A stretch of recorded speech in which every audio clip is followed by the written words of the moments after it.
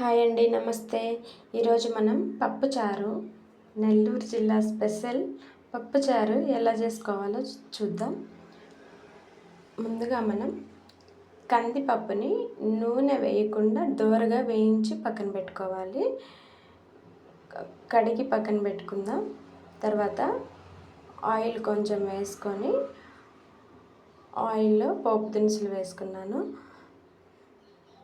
Onions, పచ్చిమిర్చి, వెల్లుల్లి cut చేసుకొని రెడీగా పెట్టుకుంటే మన పప్పుచారు 5 మినిట్స్లోనే అయిపోతుంది.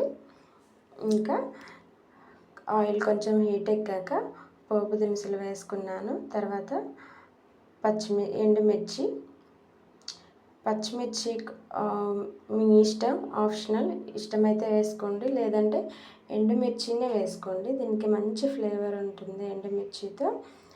తర్వాత కరివేపాకు కొంచెం చిటపటలాడాక ఆనియన్స్ కొంచెం ఎక్కువగా వేసుకుంటే టేస్ట్ బాగుంటుంది.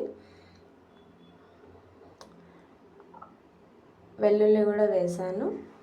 తర్వాత ఇవి దోరగా వేయించుకోవాలి. ఇవి కొంచెం గోల్డెన్ కలర్ వచ్చేంత వరకు వేయించుకొని ఈ లోపల మనం టమాటాను కట్ చేసి పెట్టుకుందాం. ఆల్రెడీ మనం కడిగి పక్కన పెట్టుకున్నాం కదా ఈ కందిపప్పు.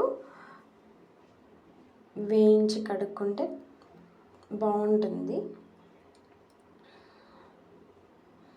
నెక్స్ట్ ఇది కడిగి పక్కన పెట్టేసుకొని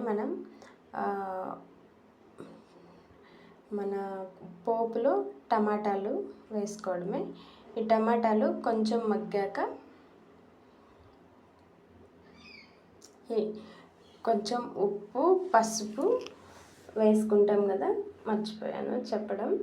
ఈ ఉప్పు, పసుపు వేసుకున్న తర్వాత ఈ టమాటాలు వేసుకుంటాము. తొందరగా ఈ టమాటాలు కూడా మగ్గిపోతాయి. నెక్స్ట్ ఈ టమాటాలను మనం యాడ్ చేసేసుకుంటున్నాము. ఒక 4 టమాటాలు వేసాను. పప్పు టేస్ట్ బాగుంటుంది. ఈ టమాటాలు, ఆనియన్స్ ఎంత ఎక్కువ వేసుకుంటే అంత టేస్టీగా వస్తుంది పప్పు.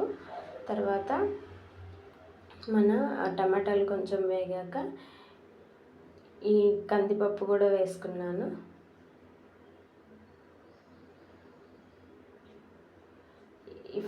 ఈ పప్పు ఫ్లేవర్ బాగుంటుంది, ఎందుకంటే మనం కందిపప్పు వేయించుకున్నాం కాబట్టి. ఒకసారి ట్రై చేయండి, పిల్లలు కూడా చాలా ఇష్టపడి తింటారు. జ్వరం వచ్చినప్పుడు, నోరు చప్పగా ఉన్నప్పుడు ఒకసారి ఈ పప్పు ట్రై చేయండి, బాగుంటుంది. తర్వాత చింతపండు కడిగి వేసుకున్నాను.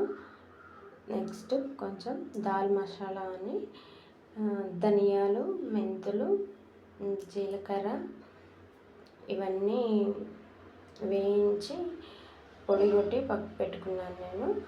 అది ఒక స్పూన్ వేసాను. ఇంకా కొత్తిమీర కూడా వేస్తున్నాను.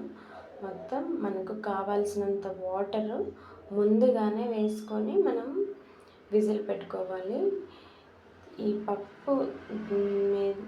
పప్పులో పైన వాటర్ యాడ్ చేయడానికి ఉండదు కాబట్టి ఉప్పు, కారం, పసుపు అన్నీ, నీళ్ళు అన్నీ ఒకేసారి వేసి కుక్కర్లో పెట్టేసుకోవాలి. నేను చెప్పినా కదా, ఇది దాల్ మసాలా నేనే ఇంట్లోనే ఓన్గా ప్రిపేర్ చేసుకున్నాను. ఒక 3 విజిల్స్ రానిచ్చాను. తర్వాత మన పప్పు ఇలా ఉడికిపోయింది. దీంట్లో పైన ఎక్స్ట్రా వాటర్ వేయకూడదు.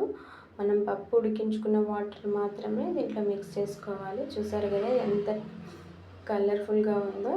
ఒక్కసారి ఈ పప్పును ట్రై చేయండి, చాలా చాలా టేస్టీగా ఉంటుంది.